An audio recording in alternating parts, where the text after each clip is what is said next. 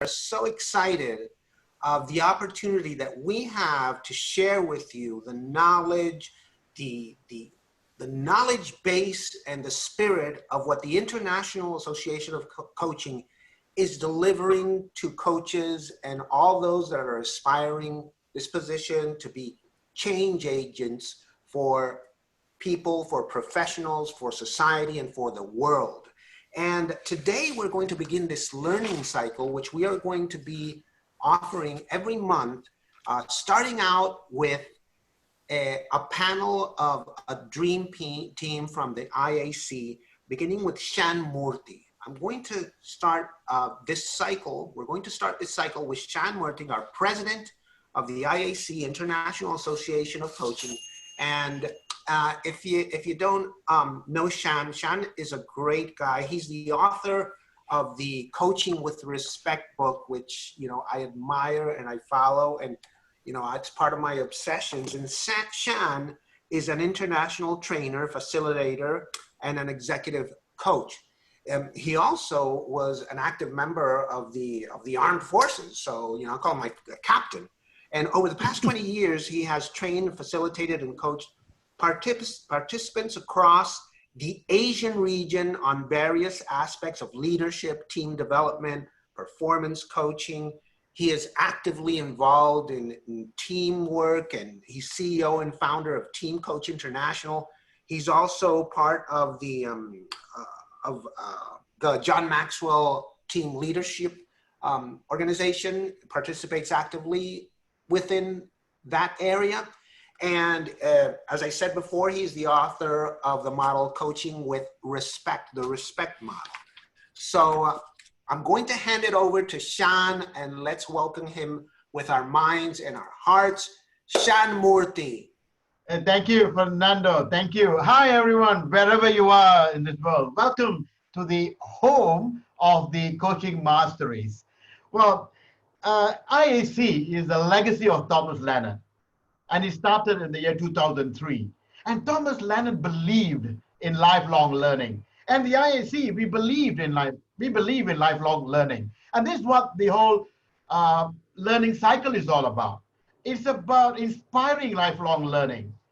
And the year 2000, it was 2000, the term Hichogoji was coined by Hayes and Kenyon. This is about self-determined learning, self-directed learning. And IAC believes in it. We don't want to direct your learning. We want to inspire you. We want to empower your learning. And that's why we say in the IAC, what we stand for is we want everyone to know the power of coaching. And we want everyone of the IAC members or the non-members who are watching this session, we want you to know that it's all up to us how well and how masterful we want to be in coaching. And IAC is there to inspire this journey for you. And if I could, read from this, it said, we want to uphold the advanced and highest human standards of universal excellence. This is the hallmark of an IAC certified coach. And all of us are self-directed lifelong learners. So the learning circle is all about that. Please join us, and we're going to do it every month. And please join us, enjoy the learning journey, and reach out to any one of us if you want to know more about how our certification process is. And as I said, this is a home of masterful coaching. So enjoy the session. We got great people here. We're going to have great presenters, and and Fernando will talk about more. So before I leave, I just want to share my screen. Yeah, and this is I just want to present this certificate to Fernando. He was our board member, and now because his business is booming, but he's still part of our family. We wish him all the best. He was our head of marketing, membership committee, and we want to give the certificate of appreciation for Fernando. So my friend Fernando, all the best in your future endeavors. And I know that you still got the ISC spirit in you. So thank you, everybody. With that, stay blessed wherever you are. Enjoy this learning. Bye-bye. Thank you very much, Shan, and thank you all at the IAC. And as Shan mentioned, there's a spirit behind everything we do and what we represent in the International Association of Coaching. We are reaching a point, global scale, that eyes are on leaders and coaches. So we have an immense responsibility. And it's the factor of promoting change, justice, equality, inclusion. And we're prepared for that. The IAC leads a path of learning, to be prepared, to be involved in all types of endeavors that promotes well-being, justice, equality, empowerment, love. And those are principles that are ingrained in the spirit of IAC. And that is why, it's so important, the learning cycle, and what Shan mentioned about lifelong learning. It's to be inspired to reach the highest standards. We speak about the high standards of coaching, the golden standard. The only way we can achieve that golden standard is with our own potential. We define the golden standard. That's why we don't direct it. We inspire to be accountable. And we're going to continue this cycle, which is great to hear from Shan in Malaysia. And we're going to go all the way to Canada. And we're going to meet Terry Lipowski. And Terry's a great guy. I know him well. And he's the founder of Ubiquity Coaching. He helps organizational leaders and presenters maximize impact, inspire action, and improve organizational performance. He's really involved with it, with the way that organizations operate from within. And he has a unique background because he's also has a knowledge in occupational psychology, corporate leadership, and executive coaching. And so, there's a great combination of knowledge, but when you meet and you understand and you connect with Terry, you're going to see the human element and the IAC spirit within. Terry, welcome. Fernando, thank you very much. It's a pleasure to be here. And it's an honor to be in company like we have today with Shan Murthy in Kuala Lumpur, you in Miami, Florida. We got Anjali in Bangalore, India, and I'm here in the Great White North, as we call it, in Ottawa, Canada. So it's great to be here. Our theme for this morning, stay hungry, be curious, or in other words, lifelong learning. And I want to start by getting into a quick story here. It was 12 years ago, 2018, and I was working at Apple, and this was back when Steve Jobs was at Apple. So it was a pretty exciting time. And I was in the headquarters in Cupertino at a town hall meeting when Steve Jobs was talking, and he was talking about his personal life. And he told us about one of his main inspirations in his life, something that he saw on the back cover of a magazine when he was back in college. And it had these words and this image on it. And it said, stay hungry, stay foolish. And he shared with us that these 4 words inspired him and came back to him many times over the years. And it was responsible for a lot of the innovation and growth that we were seeing at Apple. Now, this was right after the iPhone had just come out and the iPad was still in development. Market share was increasing exponentially every year. It was a very inspiring time, and his words during that meeting really inspired me. It inspired me so much that I started my own company 5 years later. And when I did, I looked really hard to try to find some symbol, some sort of an icon or symbol to express what I wanted people to know about me and my organization. And I stumbled across this symbol that you're looking at right now. Now, this symbol first appeared on clay tablets in the Indus Valley in northern Pakistan, and it's been radiocarbon dated by archaeologists at about 5,500 years old. So this is an ancient symbol. And in the inscriptions around it, they've translated the old ancient Sanskrit inscriptions, and they've called this thing, the translation comes out to the endless knot. The endless knot is the representing the eternal continuum of the mind, or the union of method and wisdom that go together. And that means constantly pursuing understanding, and then through action, weaving that understanding into our experience and into our being. So this is what I wanted people to know about my company, Ubiquity Coaching. But let me start off with a really bold statement. Learning is the skill of skills. It's the king of kings. Or for the Lord of the Rings fans out there, learning is the one ring to rule them all. Learning is the one skill that makes all other skills work. This is the key that opens the door to all other doors. Get great at learning. Make it a habit. Live it. When we learn how to learn well and learn consistently, we open doors within us and we allow possibilities to manifest. We gain insight. We build habits. Those lead to skills, competencies, possibilities, and a new belief system. This is what allows us to grow, improving 1% every single day, becoming even better tomorrow than we were yesterday.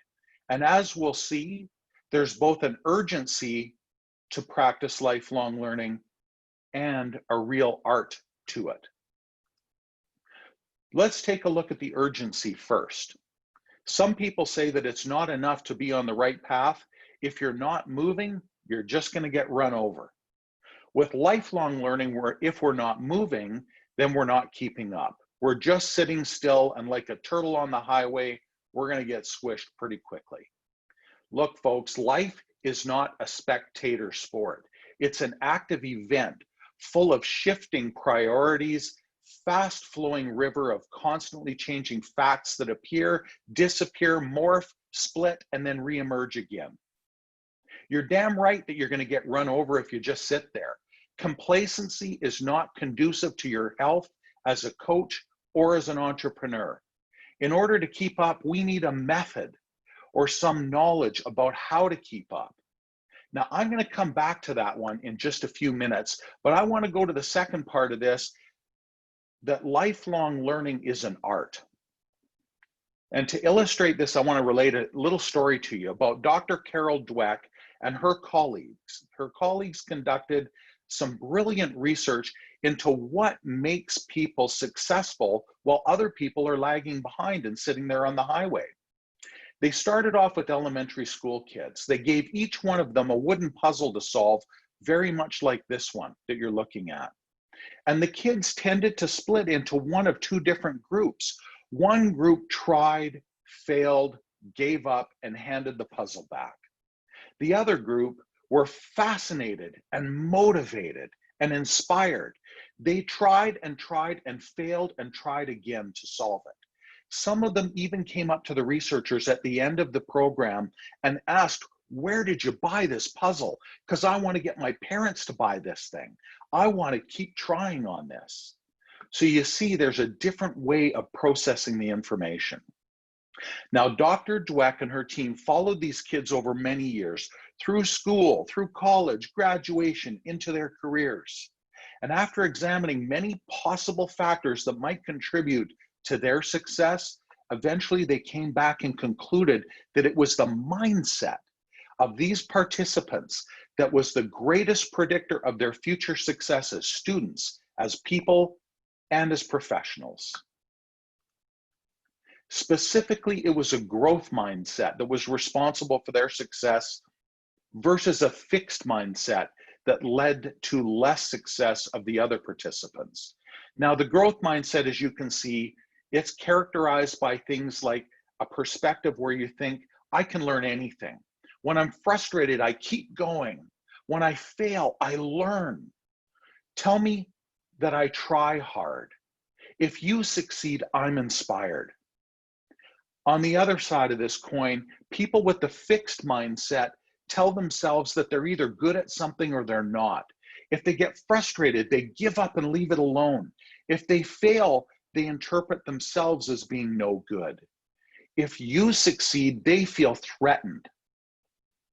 So some of these people with a fixed mindset might be born with natural abilities and that they propel them forward quickly. But these guys are one-trick ponies.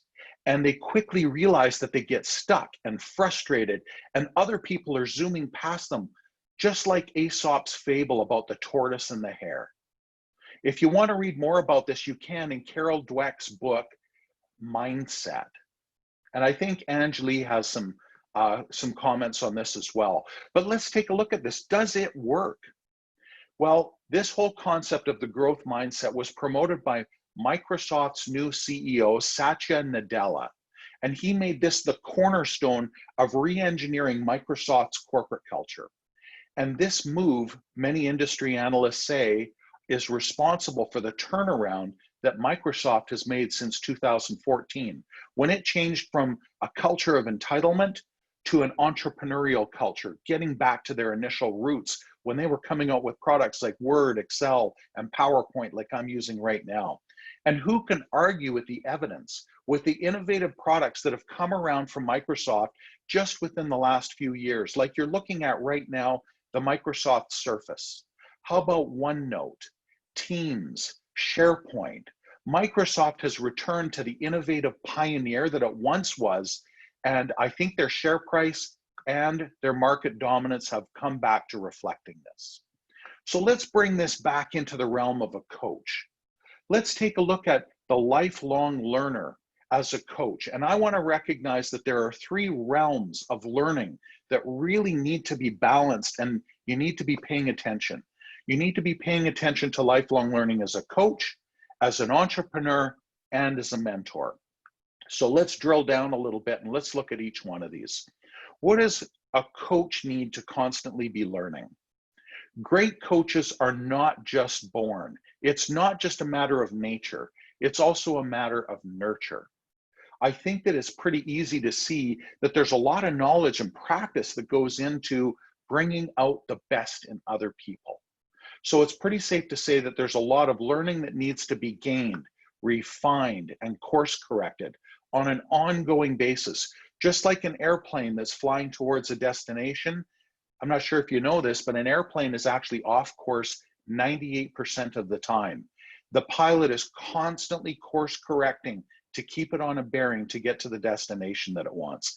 And that's the attitude that we need to take as coaches. For people who are new to coaching, it can be pretty overwhelming. I remember wondering when I started out, what coaches talk to their clients about and how they talk to their clients. I just didn't know. I didn't have any experience with it. But fortunately, a friend let me sit in on a coaching session with the client's approval so that I could hear it firsthand. But it's not just new coaches that need to refine and polish their ability to coach others. There are deeper and more nuanced levels of coaching that even veteran coaches can learn. The truth is that very few people tell you that there is no finish line. You never arrive and say, wow, I'm here, I did it. I'm an awesome coach. There's always more to learn and there's more opportunities to grow.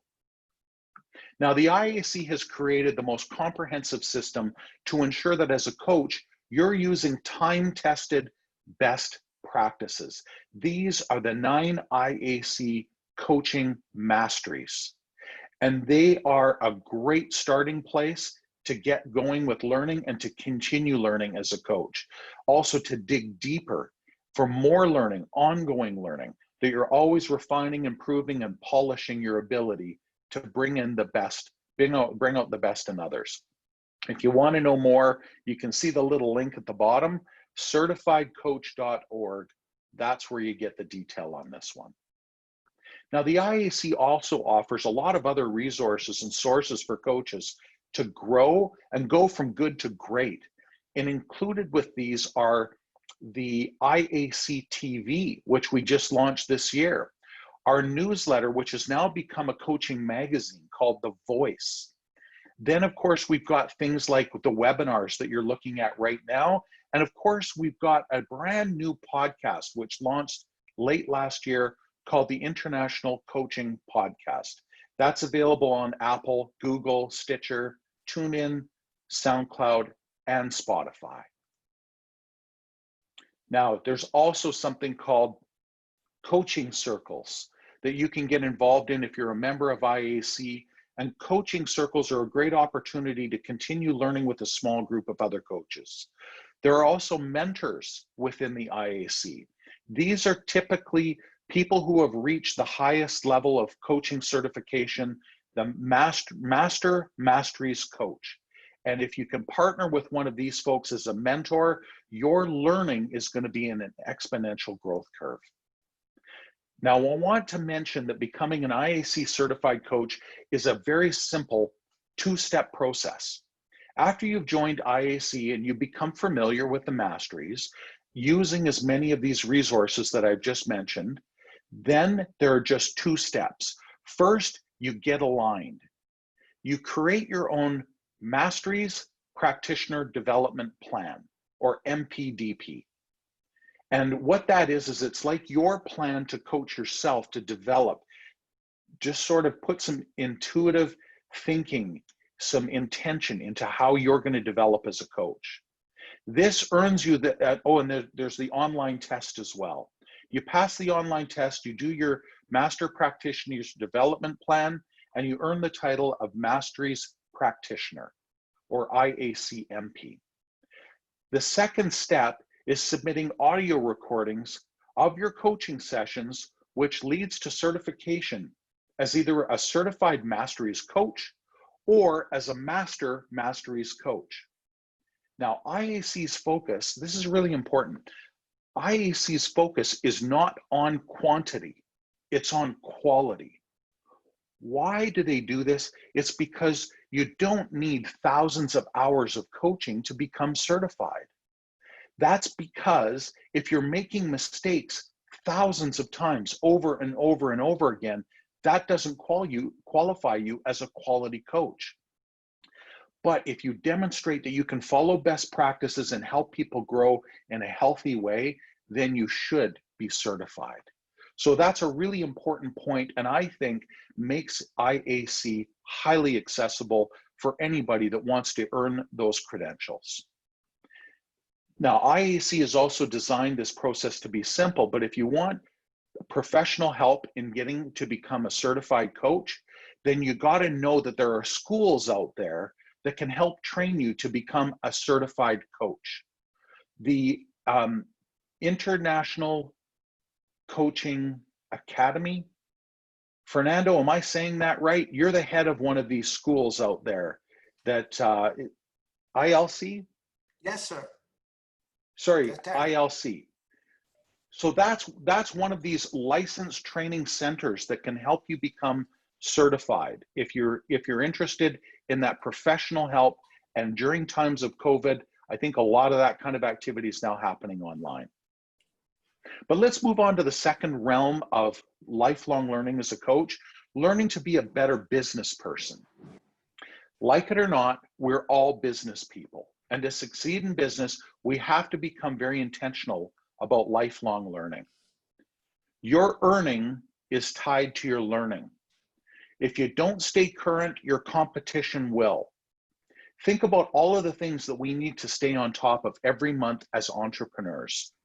Finances, taxes, social media, marketing, technology, clients, sales, proposals.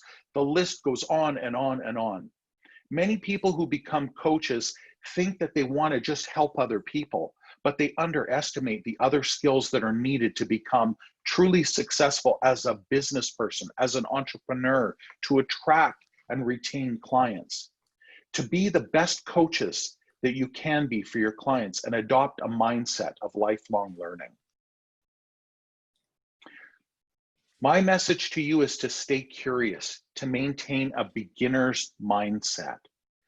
Always think about everything that you need to learn, whether it's financial planning or whether it is taxes or whether it is how to write great proposals. Try to keep that beginner's mindset about staying curious and enjoy the path, enjoy the process. Think about the beginning stages of not knowing all of the nuanced details of these things, and enjoy being a beginner. Enjoy the path of improving, and pat yourself on the back once you start maintaining some of that advanced skill. Now, another word about another option that's available for coaches and members of the IAC. We've recently started mastermind groups within the IAC. I started one here in Canada, and I've got to tell you that the members here in Canada have really appreciated this mastermind group. These are small groups of about 6 to 8 people who help each other. Once a month, we get together for an hour and we help each other build our business and make our coaching practice more successful. We take turns in presenting difficulties that we're facing or opportunities that we want to take advantage of. And then the rest of the group comes in to help that person to raise their ability and their standards higher and higher. People that I've been working with in this mastermind group have found it enormously valuable.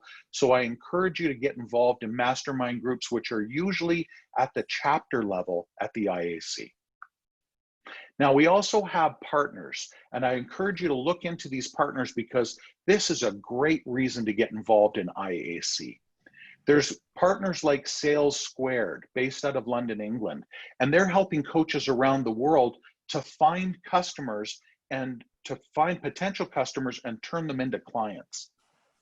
Then there's Hogan Assessment Systems, the world class at assessments that coaches need to help their clients to get past those blind spots and uncover those hidden strengths.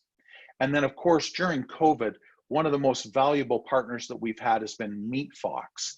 Online meetings, just like Zoom or Teams, MeetFox provides that great experience to be able to connect to people remotely.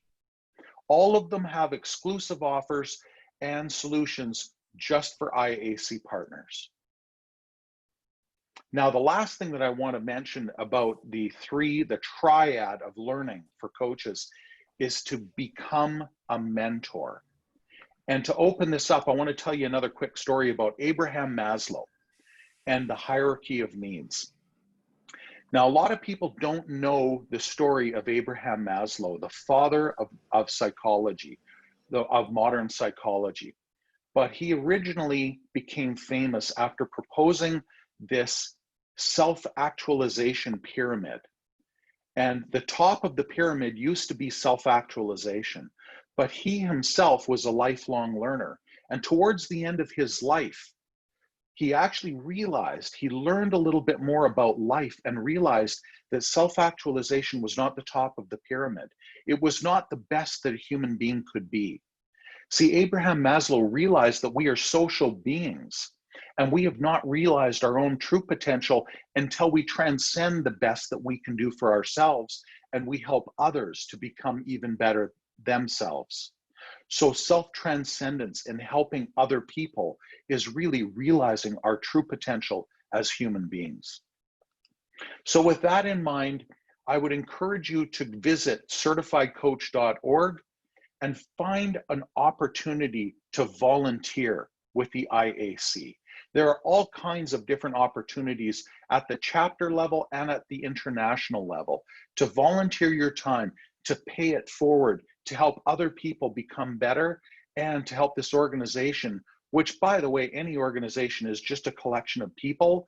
The thing that makes IAC different is that it's a collection of exceptional people, great people who are truly coming together as a family, helping and supporting and looking forward to getting together to help each other. And that's what makes IAC different.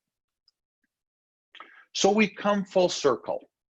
And I reiterate the same message that we started with, which is stay hungry, be curious. And let me add this one, never stop growing. Whether you're Steve Jobs, who took that message to heart, and it inspired innovations like the iPhone, the iPad, and more. Maybe your Carol Dweck and Staying Hungry and Staying Curious has led to uncovering one of the key secrets to future success for all of us, which is that growth mindset.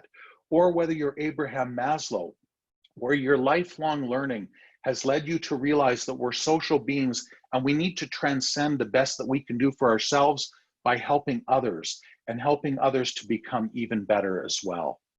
So I wanted to leave you with a really inspiring quote.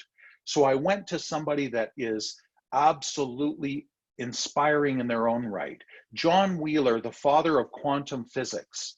And he said, as our island of knowledge grows, so does the shore of our ignorance.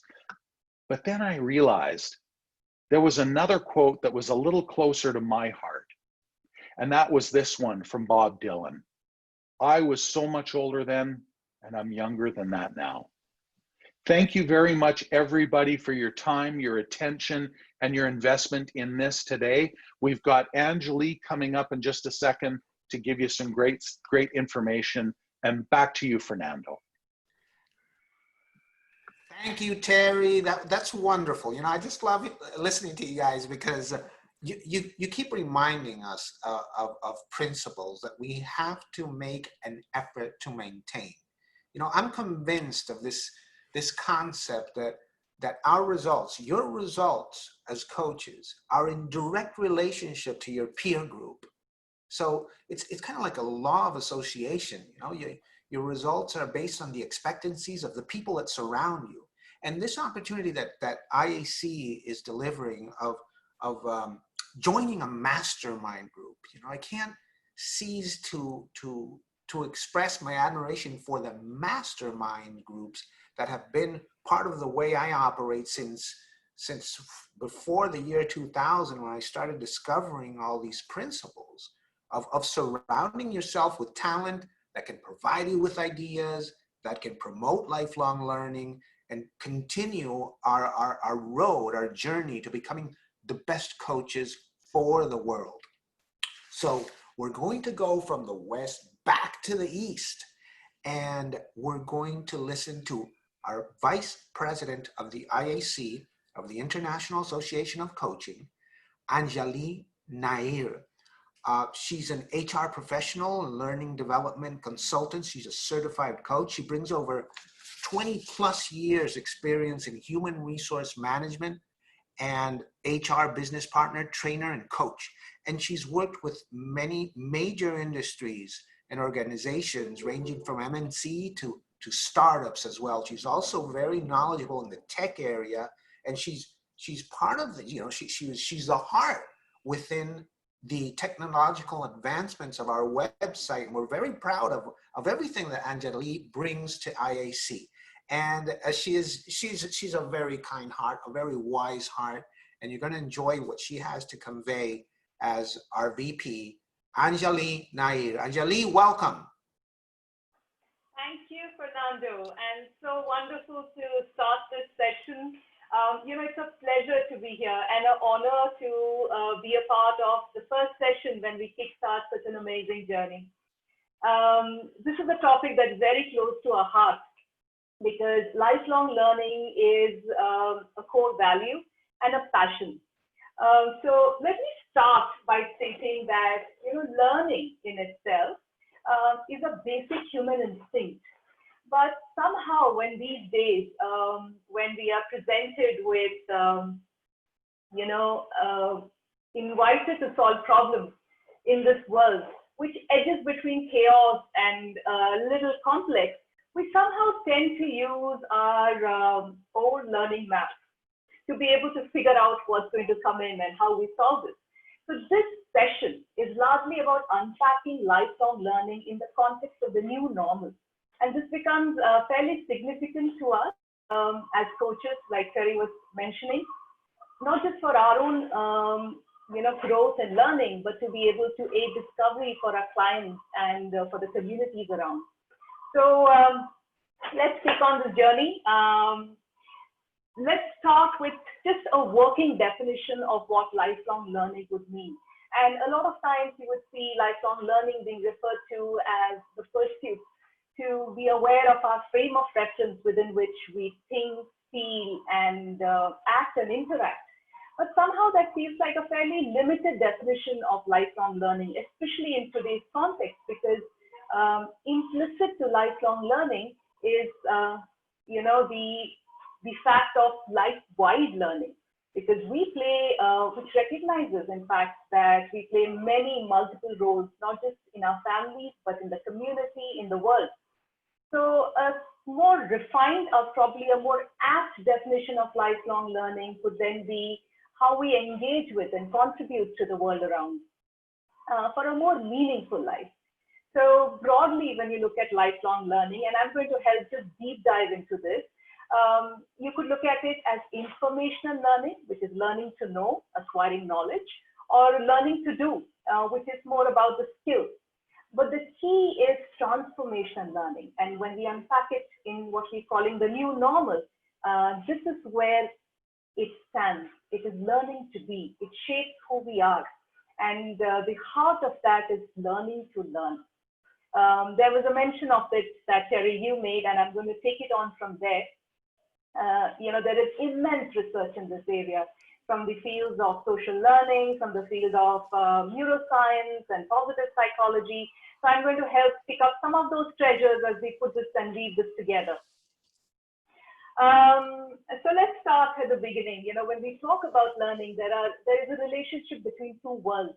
The world outside, which is sometimes where we see the triggers, and the world within, which is those variables in our minds. And I'm going to help unpack some of those and bring them as flares in the field in a moment from now.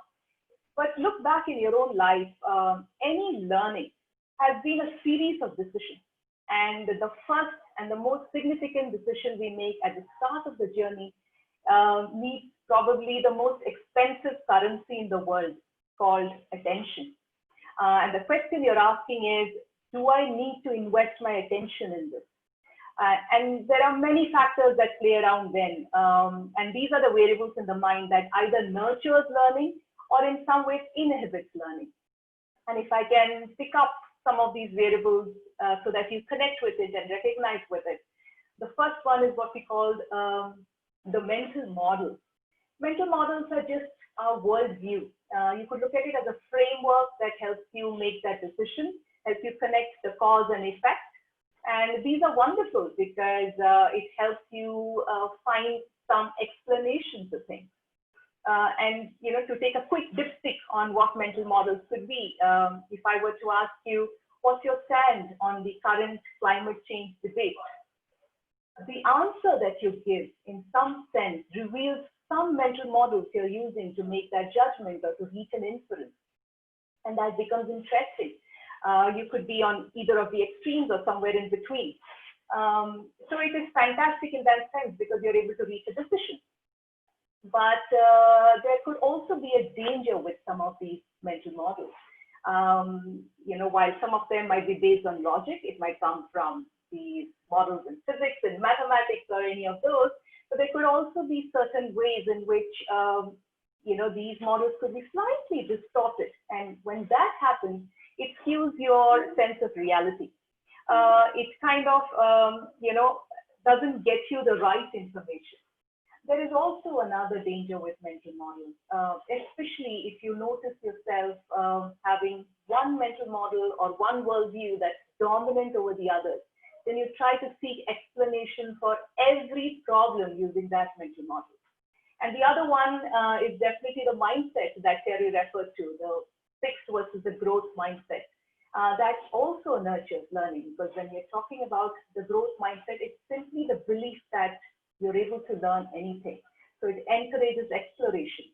Then we have a dear friend, the emotions, which can either reinforce learning or disrupt learning. And there is a lot of evidence and interest in that area because it has a great impact on that decision that you make. In fact, some of the research in the area of how emotions impact decisions continues to be of great interest. Broader than guilt theory is one of the significant landmarks which talks about how positive emotions have the ability to encourage exploration and the ability to vision. So the quick take on all of this is, the question you're asking yourself is, are the variables in my brain nurturing my learning? And there are two ways you can probably figure out the answer. I would call it the choice and the voice. The choice is if you go back to your own life and look at the, at certain stages in your life when you needed to learn something new, you needed to make a choice of which path to take. Which one did you take? So it kind of gives you an idea of pattern. The other, what I said, is voice. Listening to and tuning into how you talk about, what kind of conversations you have about learning. Is it a push conversation where you believe you have to do it, you've been told to do it, versus a full conversation? Oh, I like to learn this. I would love to do that. And these are small nuances that probably gives you a little litmus test on do these variables nurture learning? So, and there are many, many more, but just to help aid this, if I were to filter this down for you and bring it down to just one brain virtue, I would call it intellectual humility. This is just, like I said, a simple brain virtue. You could think of it as a way of thinking where you are aware of the limits of knowledge. You are aware of, what mental models you're using, for example. But you're also open to revise your knowledge in light of new evidence. It's almost as though, you have cut off ego from the entire frame of learning. And again, a quick test on this is if you could go back to your last argument with whoever it was and just reflect on, take a moment and think of how did you show up in that argument? Were you defending your stand or were you trying to understand? And that probably will give you a small insight into it. And I would help connect this piece a little bit more because this is the part that will help deepen learning when you talk about transformational learning. But before that, we need to go on a little journey. And that's the journey we're going to go on. This is a learning journey. And like Terry correctly said, it's not the hours, and I'm going to map the learning journey not on the hours that is spent on doing something, but on the quality of effort, the attention that you're giving to versus the growth and learning that you take your entire lifespan. And I hope you connect with what I'm going to share now. So, we start as a curious beginner and hopefully an enthusiastic one, where you're just getting into that world. You're trying to understand something. It could be any craft. It could be skating. It could be how to play a guitar. It could be coaching. And typically, this is a great phase to be in because what you're doing now is what we call the no-do cycle. You're accumulating knowledge. You're building your knowledge.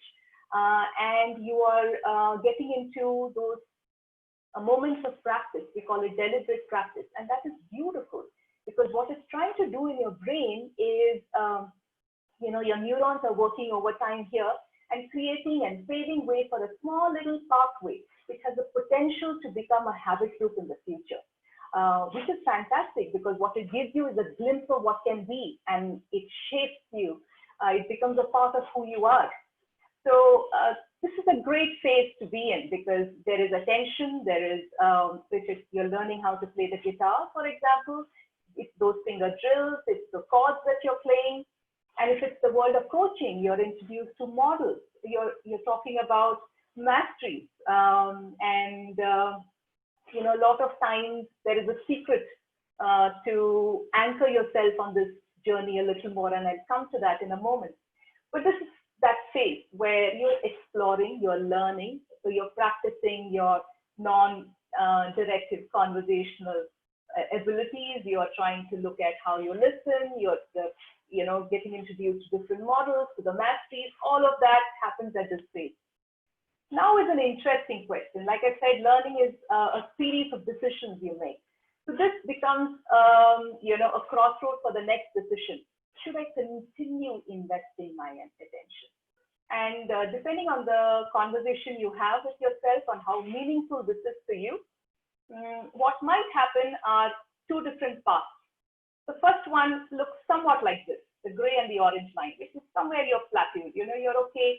You might give it up, or you might just continue with it in spurts throughout lifetime. And I believe I'm quite an expert in this because there are many life journeys I've taken which has been on this path, be it skating or chess or any of those.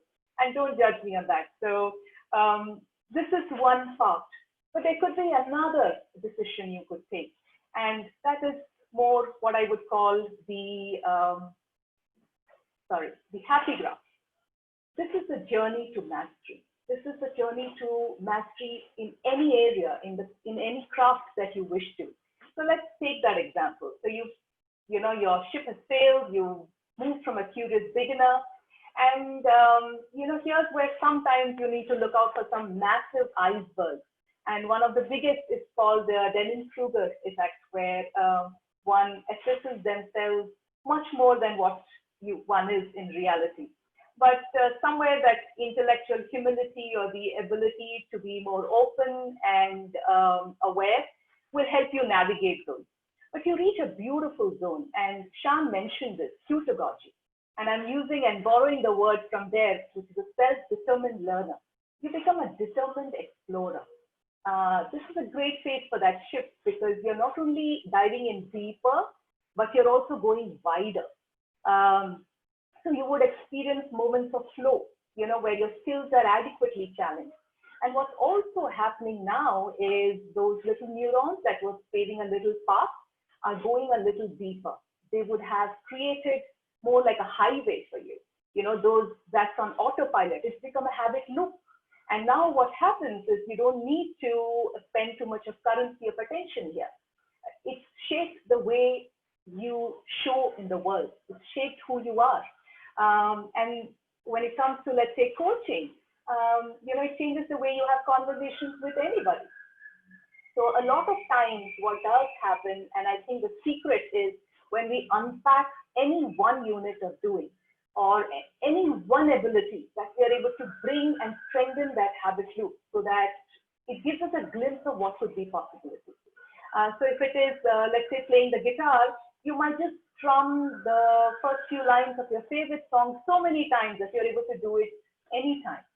And it becomes a habit loop. And when it comes to coaching, it might be just one mastery that you have experimented with and explored with so many times that it has inherently changed the way you have conversations.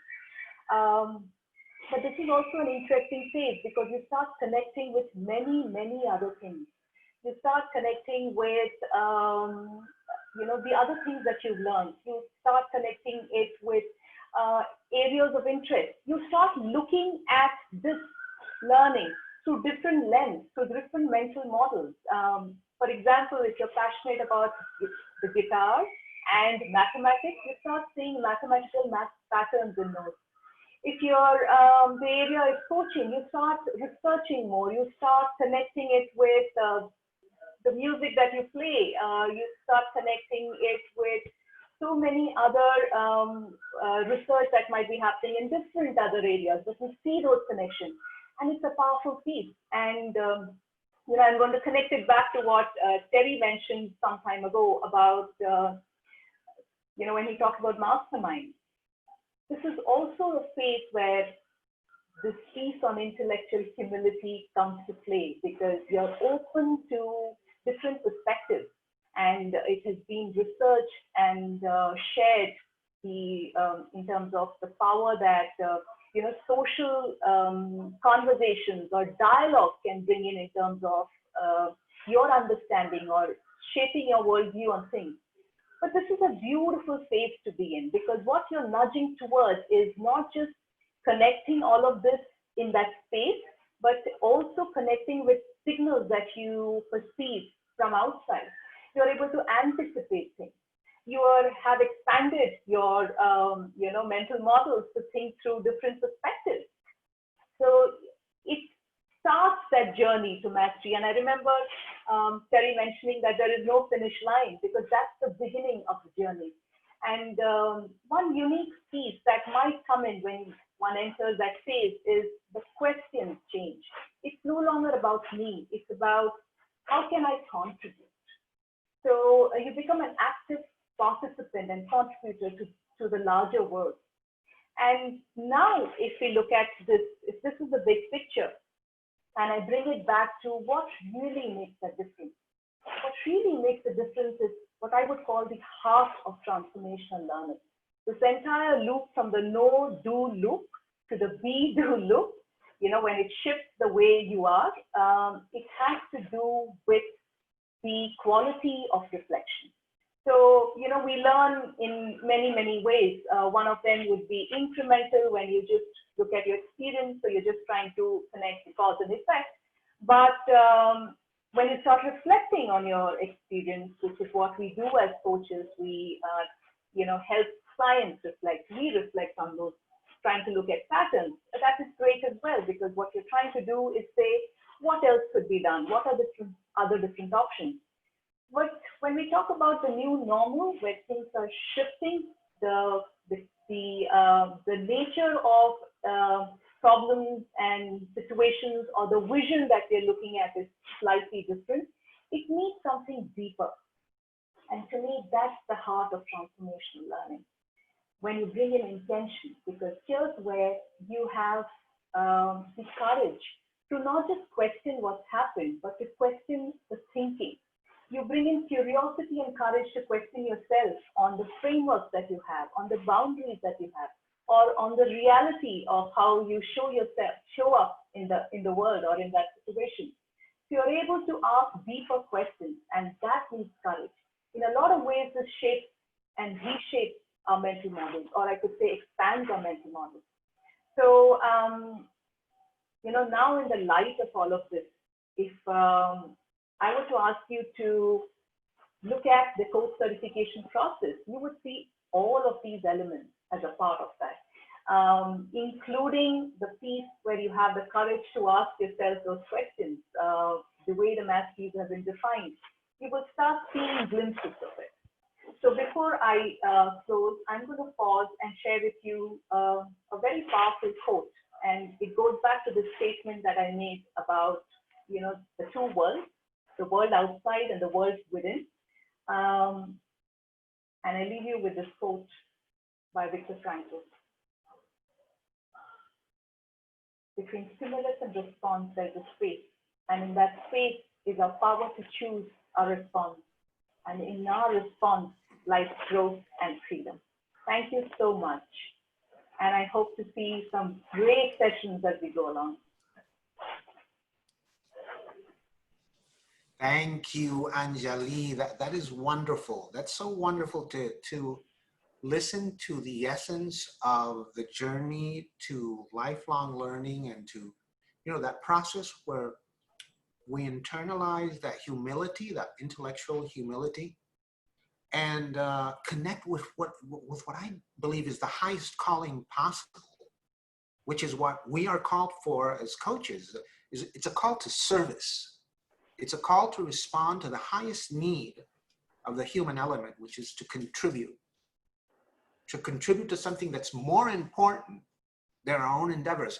And indirectly, we promote our own growth to be able precisely to comply with that high vision and that mission.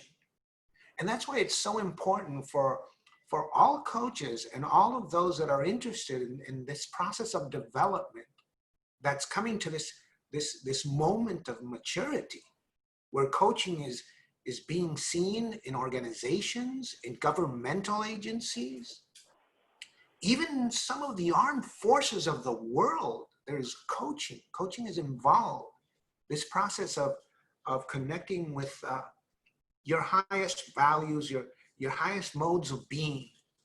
And the IAC, which has always provided that, you know, that essence, that spirit, you know, the thousands of participants that are involved in continuously improving their knowledge of the 9 coaching masteries. And also the thousands of members that become members and become part of the fabric that's extending across the globe, because as an active member of the IAC, you can participate in different endeavors, in regionally, in your locale, in your city, as a chapter, as a promoter, as an advocate for excellence in coaching. And that's what I feel brings, you know, this whole concept of lifelong learning. And when Terry spoke about the mindset, and Shan expressed his inspiration in terms of the growth of what IAC means. And we're going to continue, this is the great news for all of us, we're going to continue this cycle next month. Every month we're going to have a session like this. Next month, August 19th, write the date, save the date, because we're going to have the spirit of the IAC, licensing and certification process, vision, mission, and values. I'm going to listen to Martha Pasternak. She's here in the United States. She's in Florida, up in Stewart. She's a master masteries coach. She has immense wisdom. We're also going to listen to, going back from west to east, Kian Aung Tan. He's regional coordinator of the East Asian chapters. And it's fascinating for me to see what's going on in the rest of the world, because we're seeing the global effort. And then we're going to go back to the west to listen to, in south, from Chile, Gonzalo de la Canal. He's a BOG member, and he's a global licensee coordinator. So there's a lot of IAC to give to you. We're going to be developing new initiatives of learning to really expand this process and get everyone involved in that pathway to the masteries that you express, Anjali. Thank you very much, Anjali. Thank you very much, Terry. Shan, any last words as the president of IAC? Oops, you're in mute. Let me get you. Yeah, I just want to invite everyone and come and join us in this wonderful journey of learning together. Yes, thank you very much. We hope you can come into our website, thecertifiedcoach.org, or follow us in social media, IAC Global World, in Facebook and in Instagram, and just be expecting a lot of different initiatives for learning, for expression, and we hope to meet you very soon. Thank you very much, all. Thank you, Terry. Thank you, Anjali. Thank you, Shan, William, Thanks, and everybody. the whole team of IAC Asia. Thank you very much. Thank you, Fernando.